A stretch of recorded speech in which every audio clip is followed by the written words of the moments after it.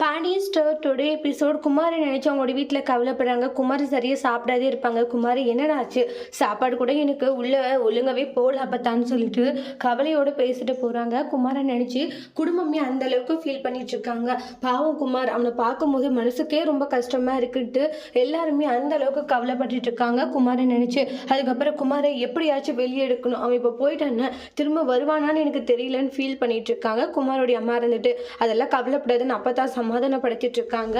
அப்புறம் ராஜி பார்த்தீங்கன்னா வெளியே போயிட்டு வீட்டுக்கு வந்துட்டு இருப்பாங்க. அப்போ ராஜியோடைய அம்மா பார்த்தீங்கன்னா அங்கே நின்றுட்டு இருக்காங்க. ராஜிக்கிட்ட பேசணுன்ட்டு, என்ன இது அம்மா இங்கே இருக்காங்க, என்னமா இருக்கும்னு சொல்லிட்டு, அம்மா என்னம்மா இங்கே இருக்கீங்க, யாரை பார்க்க வந்தீங்க, உன்னதான் பார்த்து பேசலான்னு வந்து என்ன வாண்டாங்க, குமார் இன்னைக்கு கோர்ட்டு கூட்டி இருக்காங்க, அவனை நினைக்கும் போது எனக்கு ரொம்ப கஷ்டமா இருக்குடின்றாங்க. அவன் கோர்ட்டுக்கு போயிட்டு திரும்ப வருவானா இல்லையான்ட்டு வீட்டில் எல்லாம் ரொம்ப கவலையோடு இருக்காங்க. நீ தான் வந்து உன்னோட வீட்டில் பேசி இந்த கேஸ் வாபஸ் வாங்கணும், நான் எப்படின்றாங்க. குமாரை வெளியே எடுக்கிறதுக்கு நீ தான் இது பண்ணும், இல்லைன்னா அந்த குடும்பம் அடிச்சு கொண்டின்றாங்க. உன் அப்பா குமாரை வெளியே எடுக்கிறதுக்காக எந்த ஒரு ட்ரை பண்ணலன்ட்டு நினச்சிட்டு இருக்காங்க உன்னுடைய சித்தப்பா. அம்மா அப்பா அப்படி நினைக்க மாட்டாரு, அப்பா அப்படி இல்லை தாண்டி, ஆனால் உன்னோட சித்தப்பாக்கு அது தெரியல இல்லைன்றாங்க.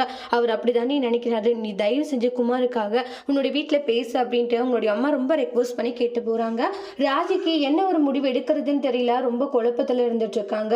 வீட்டில் வந்து மீனாக்கிட்ட இந்த விஷயத்தை பற்றி சொல்கிறாங்க. என்ன சொல்லிட்டு இருக்க ராஜி? ஆமாக்கா இது மாதிரி அம்மா பேசினாங்க, எனக்கு சித்தி பேசினாங்க, எனக்கு என்ன பண்ணுறதுன்னு தெரியல. சரி மாமா வந்தால் பேசிப்பாரு என்ன சொல்கிறாங்கன்னு வாங்க. அப்புறம் பாண்டியன் வெளியே போயிட்டு வராங்க. என்னம்மா கால் சரியானது இப்போதான் கடைக்கு போயிருக்கீங்க, எப்படி இருக்க ஃபீல்ன்றாங்க. நல்லா இருக்குமா ஒரு மாதிரின்றாங்க.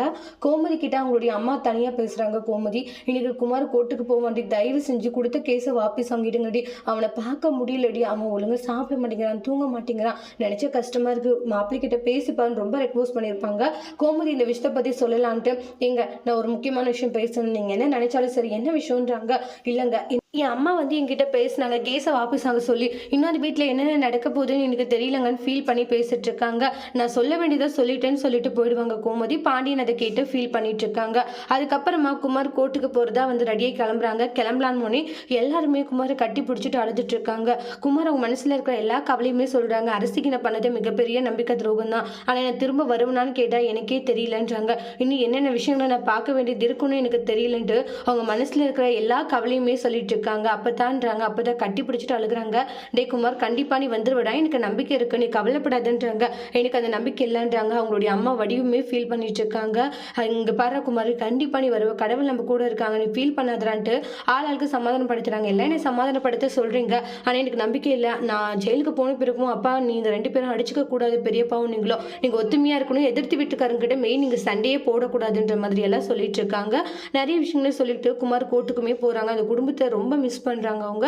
குமார் வந்து இப்படியெல்லாம் வந்து நான் கஷ்டப்படுவேன்னு நினைக்கல, நான் பண்ணி தப்புக்கு தண்டனை அனுபவிக்கிறேன்ட்டு அந்த குடும்பத்தை விட்டு ரொம்ப மிஸ் பண்ணிட்டு அங்கேருந்து போகிறாங்க.